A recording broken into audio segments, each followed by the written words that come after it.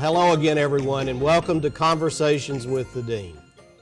My guest today is Dr. Christian Ketels from the Harvard Business School. Welcome to Nashville, Christian. Thank you. Happy to be here. Well, we're delighted to have you in Nashville, and we're honored to have you on the Lipscomb campus today to speak.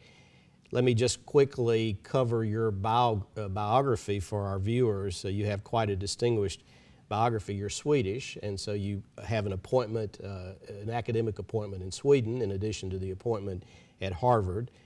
You're an honorary professor at the European Business School. You're a senior research fellow at the Stockholm School of Economics. You're a faculty member at the Harvard Business School. You're also an associate of Dr. Michael Porter's at the Harvard Institute for Strategy and Competitiveness.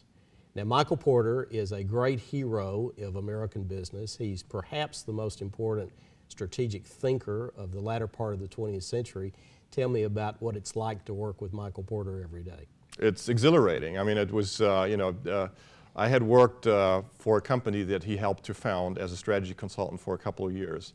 And then I was sitting in an office in Stockholm. I'm actually German, but my wife is Swedish, so she would be thrilled to hear that I'm an honorary Swede as well. He called up and said, you know, I want to create this Institute for Strategy and Competitiveness as a new platform for all my work, and would you be interested to work with me to do that? And I was extremely excited to do it, because it's really at the intersection of a lot of the work that he has done on strategy, that he then kind of turned the same ideas into the thinking around economic development. How do we really think about competition between locations, and introduce much more of our knowledge from how competition actually works into those new sectors. And then, of course, Michael Porter has never stopped kind of thinking ahead and thinking about new ideas. So in the last couple of years, he has used the Institute as a platform to do a lot of work on healthcare reform, a huge topic in the US in its own right, but also for US competitiveness. And then also on trying to harness the power of competition and competitiveness to really look at social issues. Both his work on inner cities, which I think was also used in some parts of Tennessee, but also recently the work on shared value, which again I think links back to how can we make sure that what companies do creates private benefits, but also does things that really help our societies and communities to grow. A lot of people that look at what the Institute and Mike Porter are doing, think that, well, this is just a hodgepodge of different topics. But I think from where we stand, and certainly where Michael stands, it's all very connected. Mm-hmm. It's not at all a different issue. And I'm always thrilled to, I'm still thrilled after more than 10 years now to be able to be part of that team and have a chance to engage with these really important topics. Well, of course, Porter teaches in his courses and in his work that the essence of strategy is to create a sustainable competitive advantage. And in your work, particularly in economic development, I assume that you advise your clients, states and municipalities, to create sustainable competitive advantages. So tell me how we're doing here in Tennessee in creating a sustainable competitive advantage. Well, let me first acknowledge that I don't think we have the full picture yet. And being academics, both of you, sometimes maybe we overdo it, but we like to have the facts on the table. I think we're still missing an important piece of the picture. Now, what we do know is that the ultimate outcome for Tennessee, but also for this region, is just not good enough. If we look at GDP per capita as a very rough but still indicative measure of how we're doing in terms of prosperity, we're not doing that great compared to the rest of the United States, neither on the level nor on our growth rate. So something is amiss. Something is there that needs to be addressed.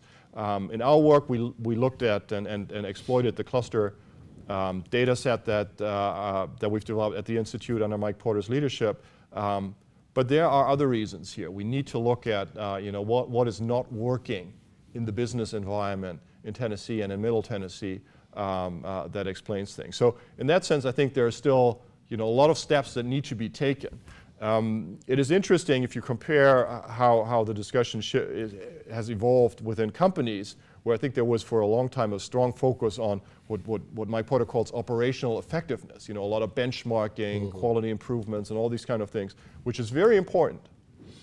but which doesn't allow you to really create those type of sustainable competitive advantages that make you distinctive from your rivals. So that's why, and I think that is one of the huge contributions that Mike really has mapped to the strategy literature, that he has been able to show the different and interlinked roles of operational effectiveness, doing things at the best level, but things that others are doing the same, versus where are the choices and how do you reinforce your positioning by making these choices things that others can't or don't want to follow in the same way. Now in the economic development field, I think we're still very far away from that. We're still very much just getting into the operational efficiency game. Over the last couple of years at the national level and at the international level, I think we have seen an explosion of data. In the past it was about ideology and my economist has this view, your economist has the other view. I think we're now moving into an area where there's much more data to say, well, let's just look at the facts. There's not one answer that is always right. The economic laws are the same, but the context matters a lot to figure out what the right solution is. So I think Tennessee probably needs to start with the operational efficiency piece and see where are we lagging behind and how does that explain our overall, I think, disappointing performance. The next step then is to say, well, where do we want to go? And that is not something that you can answer by looking at others. That is only something that you can answer by looking at, what's our ambition, what are the assets that we have that are unique, and then it becomes a really strategic dialogue where the states, where this region wants to stand. And essentially, if you talk to business leaders, what the argument is for them to come here and kind of take their business with them to Tennessee and Nashville. You're actually here because you prepared a report for the National Governors Association that compared the 50 states to each other and specifically compared the clusters within each state. First of all, tell us what a cluster is, and then secondly, tell us what you concluded about Tennessee. Where are our strengths in terms of clusters? Right. So let's talk a little bit about that term cluster. It sounds a little bit scary. What is this animal? But it's not theoretic at all. I think what it really tries to do is describe how modern economies look like. What we see is, as we see as regional economies around the world, is that regional economies specialize in certain fields. They often do not specialize in one individual industry, but they specialize in a group of industries that is highly connected.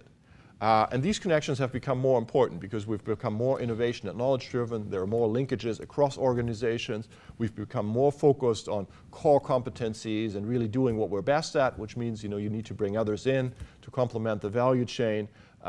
So there is a tendency that just driven by market forces, regional economies organize themselves around a couple of areas where they're really strong. Now it turns out that this type of specialization in clusters has a huge impact on economic performance. Companies do locate in clusters because they can be more successful in clusters. They're more productive, they're more innovative, they come up with better ideas and can turn them in more marketable products. And so there is a huge linkage here between the presence of clusters and the ultimate outcome in terms of economic performance.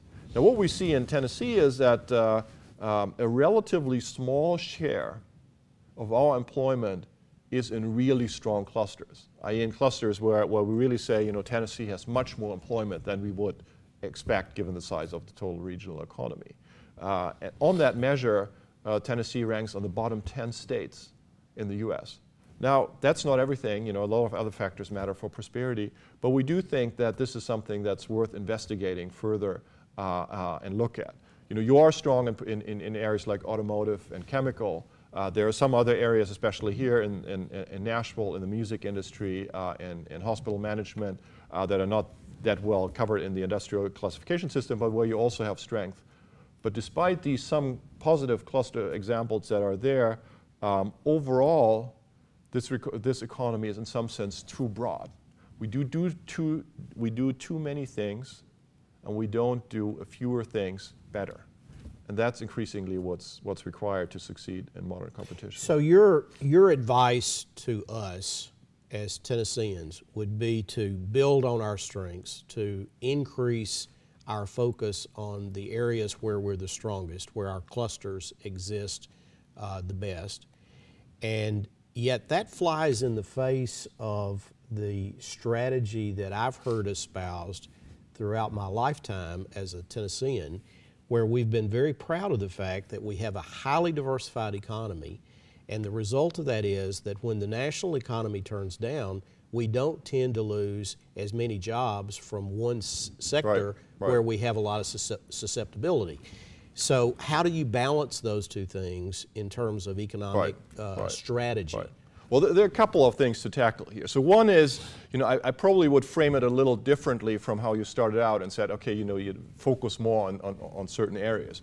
I think what we need to understand first is why hasn't this natural process of organizing around clusters and concentrating in certain areas where you really have high performance not happened to the same degree in Tennessee that it has happened in other states?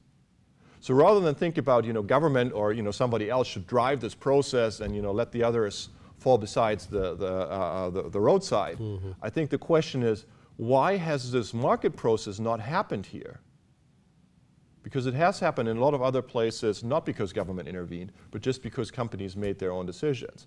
One hypothesis, at least, that we discussed a little bit is that economic development strategy here was so focused on getting the next investment from whoever that there was never a kind of a long-term strategy to say, well, we want to build capabilities in certain areas. We want to enhance a certain area by very targeted look at what are the companies that we need in order to strengthen our existing business community a little bit more. So I think that's an important point to look into. Then the second question, on terms of diversification versus specialization.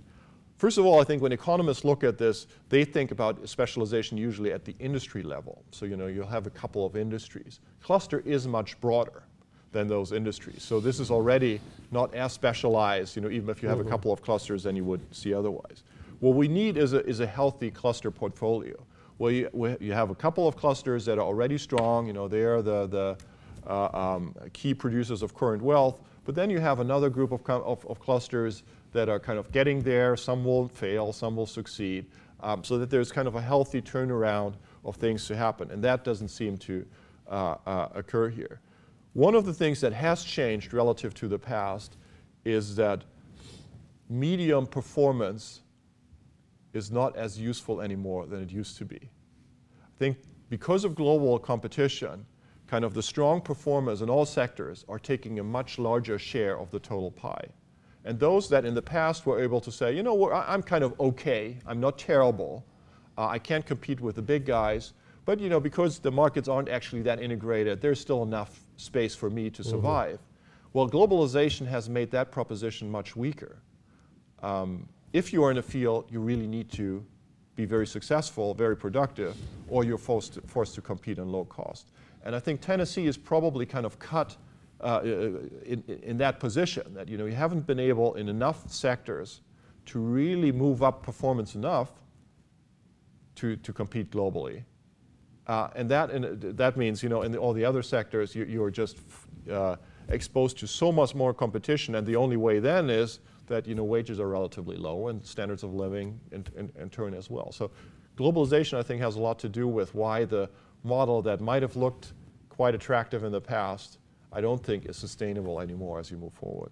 Let me focus, before we move to a global perspective, let me focus just one more moment on our strengths and weaknesses.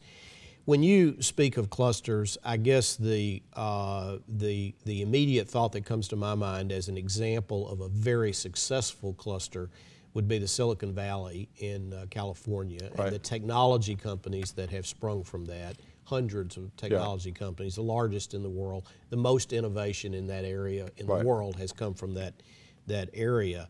Our comparison to that, I think, would be healthcare services here in Nashville. We began with first just HCA back in the late 60s, and today we have maybe more than 300 healthcare services companies based here, largely the result of HCA bringing some very smart people in, and they would leave and form their own companies, and then that process would repeat itself. We have about 100,000 people working in those companies. So would you see healthcare services, number one, as a cluster, and number two, how would you advise us as a community to promote the future of healthcare services to make it even more important to our economy? Right.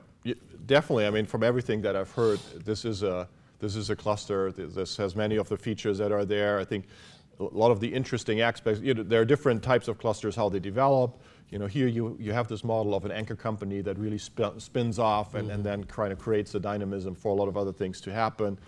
You have the National Healthcare Alliance, I think, which is a good example of an institution that has been created to really help provide a platform for collaboration. Clusters are at a first level is just co-location of activities. But then it turns out, if you want to do more with that, you need somebody to kind of orchestrate the collaboration, really leverage the opportunities that exist from this co-location, and so that exists here. You also see, from what I've heard, that the cluster has evolved in its focus. It has kind of added new activities, and that's exactly how it should be. I think the big danger is, and that relates a little bit to your earlier question on specialization, that you kind of get blocked in, that there's kind of groupthink. This is what we do, and we're more like a big joint venture rather than a cluster. A cluster is always very open. Every company looks for market opportunities, follows those, tries to exploit those, given the assets that it has access to in the cluster. And that means that you constantly move into new areas. Clusters never stand still, and they often change their character a lot over time as markets and technologies change. Now, what should this cluster know? I don't know. I think that's really a long discussion that you have to have with them. But the ingredients are there to have really a process where they can organizationally identify what are our key priorities that we need to address, and then I think be a much more effective partner for government to say, how should government direct its resources in a way that really ultimately helps companies create better jobs and more jobs. You're actually here today as a guest of the new Cumberland Center, which is an alliance between the universities that are located here and businesses that are located here.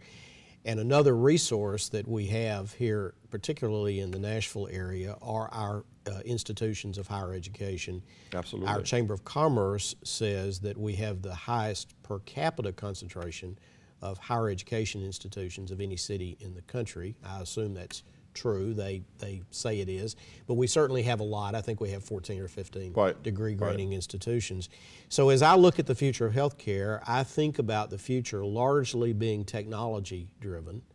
Healthcare informatics is a big subject. We've just created a new master's degree in health informatics here at Lipscomb, the first of its type in the market. How can we marry our educational institutions and the healthcare industry more effectively to be on the vanguard of the future of healthcare in the United States? Right. I mean, let me first say, I do think that this is a much broader topic than just the healthcare cluster.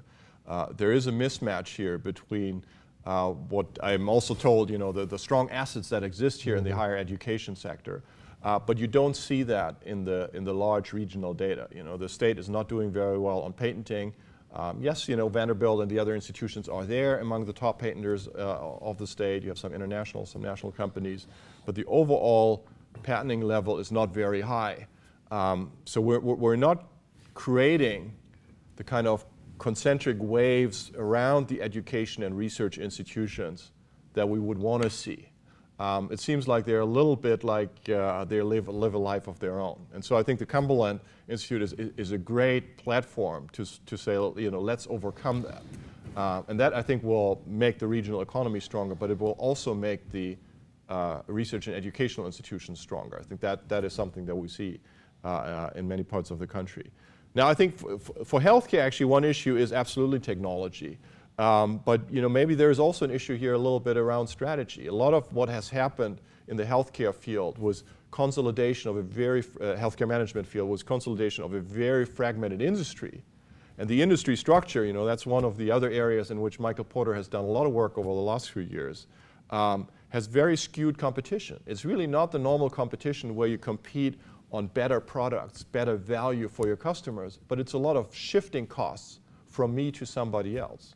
Now I think, given that the Nashville cluster has such a leading role in hospital management, you should be at the forefront of that discussion. How does our healthcare system need to be reorganized, restructured, so that we have a more healthy competition where it's not just about creating economies of scale to have more bargaining power, but where we try to reorganize the hospital sector in ways that really enhances productivity, which will reduce costs and actually increase higher value for our consumers. Now, I think that will involve not only your technical disciplines at your universities, but very strongly also management and other types of disciplines to really make sure that we change the system. Mm-hmm. I think we've made, in healthcare, we've made great strides in terms of technology, but we haven't made the same strides in revamping the organizational structures, and that's what we also need to work on. We've made certain decisions as a state that are probably predictable in the context of our current plight, right, in terms of our growth in wages and GDP. For example, we have elected to be a no income tax state. We're a right to work state. Both of those have tended to be favorable to businesses and to individuals relocating, but haven't necessarily generated the revenues needed to be able to grow the state from a strategic standpoint. Would you recommend to the people of the state of Tennessee a change in those two strategies? I think if I talk in favor of an income tax, I'll probably not be welcome back to the state. Probably not. But that aside, I think you need to look at this as a sequence. The opportunities is there to essentially enter into the competitive game by positioning yourself as a low-cost, very efficient, easy-to-do business location. Mm-hmm. Now then the question is, how do you move beyond that? So once you've attracted the VW plant, how do you make sure that they stay, not only because the wages are lower than in other states, because this is a more productive place to operate their plants. But that doesn't happen overnight. So I think you need to have a smart strategy to build it. In our course, we use the example of Singapore, which is, it's a city-state, pretty unique in many circumstances. But they have gone this path from being a very poor, only advantage is that the costs are low of labor, to a very advanced economy in the course of essentially one generation. And you can see how they changed their policies over time, because that's what was required to really move to that new era. But it's important not to be impatient. I think it's important to see this as a process that takes years and decades, but never lose sight of the fact that competing on low wages and the absence of an income tax, that's not our long-term strategy. That is kind of a step that we want to go. The specifics of whether the income tax is the right thing, I think that's partly political preferences. I guess what we do see is in a lot of advanced states, there are a lot of services that government provides or pays for, and so you need to finance that some way, through our income tax, mm-hmm. or it could be, VITs or some other tool. So. Well, your study basically looked at the states vis-a-vis each other. So let's move back to the subject of globalization now for just a moment, and let's think of ourselves as a nation in competition with the other nations of the world. And clearly, the issues of competitiveness in the 21st century are huge issues for the United States. As we've traveled with our MBA students to China repeatedly over the last several years, we are continually impressed at how far China has moved in such a short period of time.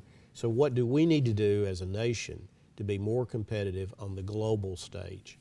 Well, first of all, I don't think you need to be scared. I think it's easy to get scared, especially by China, just given its size and mm-hmm. The speed at which they move. I think it is still true that a prosperous China is much better for the U.S. and for each individual American than a poor China. And so in some sense, the success that China has had is based on a lot of the principles that Americans believe in. and that our economy is based on. China has a lot of its problems as well, I think, and that are related to the government intervention and the cheap credit that they give to many industries and things like that. So it's a complex issue. There's certainly things that we can demand from the Chinese, but it's wrong to be scared or afraid of what there will be. Ultimately, our prosperity depends on how productive we are, not how productive the other guys are. Actually, you know, more productive partners makes us richer as well. And, you know, quite frankly, American consumers have benefited a lot from cheap Chinese products. And that has raised our standard of living. I think what has happened is that the U.S. has lost some of its edge in some of its areas of traditional strength. And it has increased problems in areas that it was never that good at.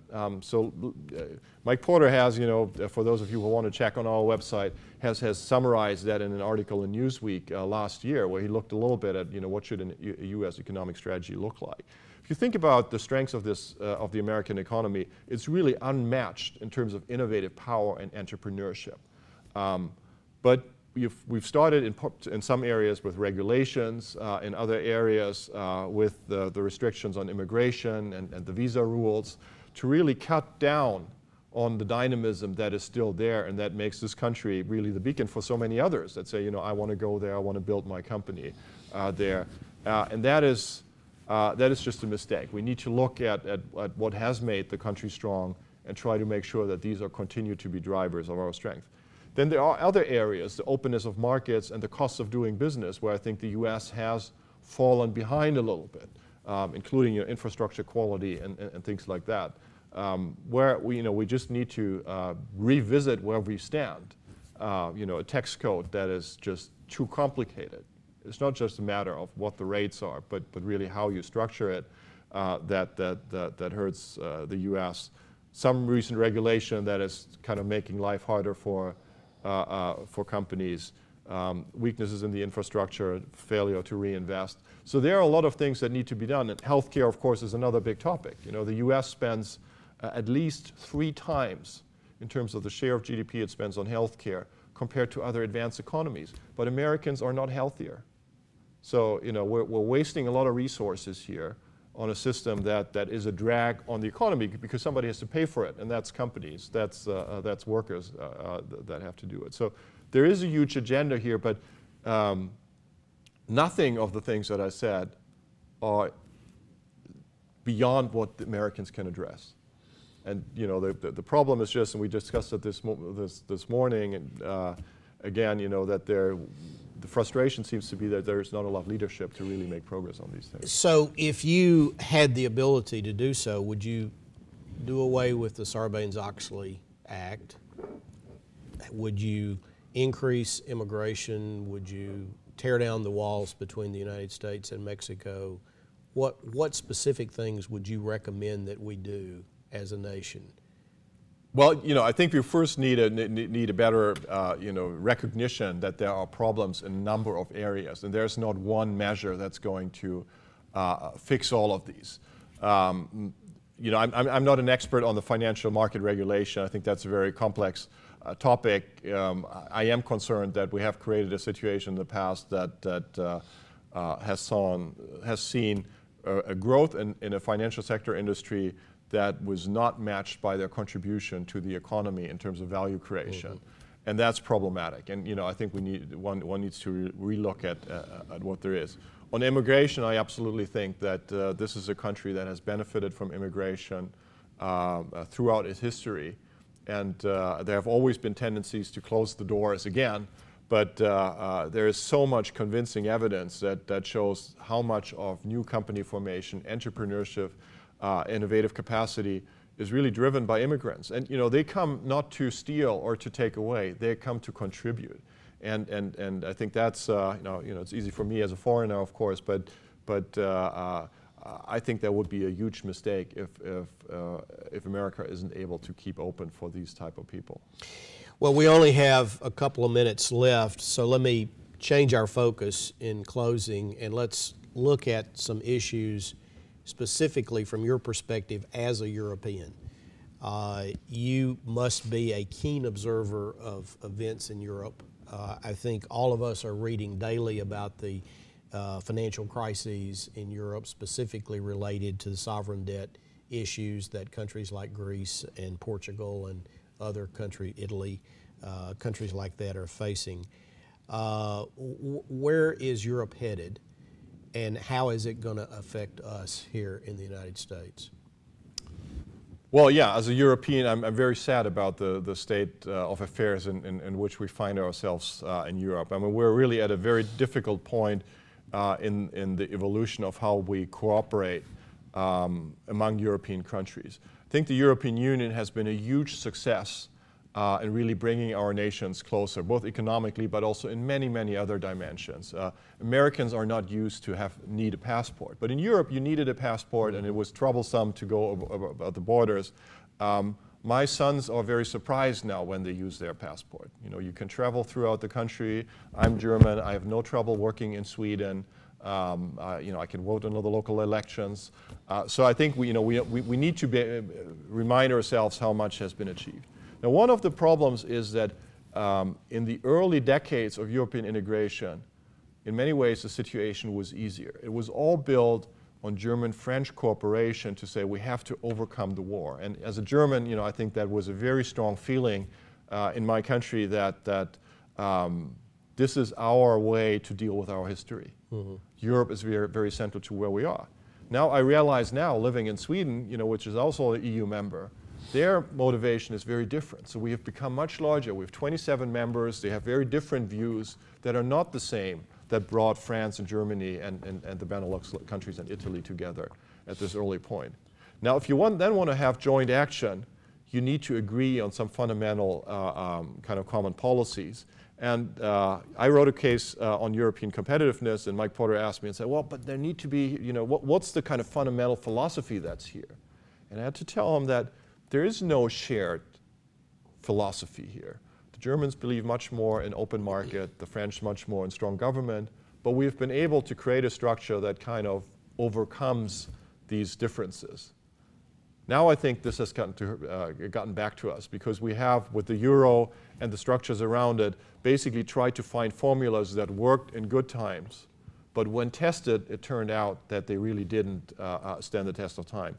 Now, I think there, as in the US, we now face a leadership problem because our leaders have not been able to then say, okay, now we need to take action.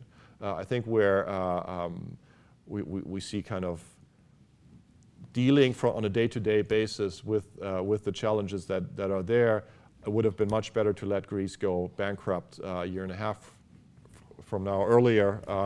But now we are where we are. I can just hope that, driven by the pressure of events, that Europe will kind of get its act together and find a new way. We will get through this, but it might take a long time. And I think I lived in Europe, in Asia as well for a while, and there Europe is increasingly irrelevant. They are only focused on the US, and I think if we continue on our course in Europe, that will further be the case. But you do see the survival of the European Union. Yeah, I think this is not an economic project. This is a political project. Our societies and leaders will not let this project die. It's just, I just can't imagine that to happen. You know, it might be that, you know, Greece has to leave or something like that.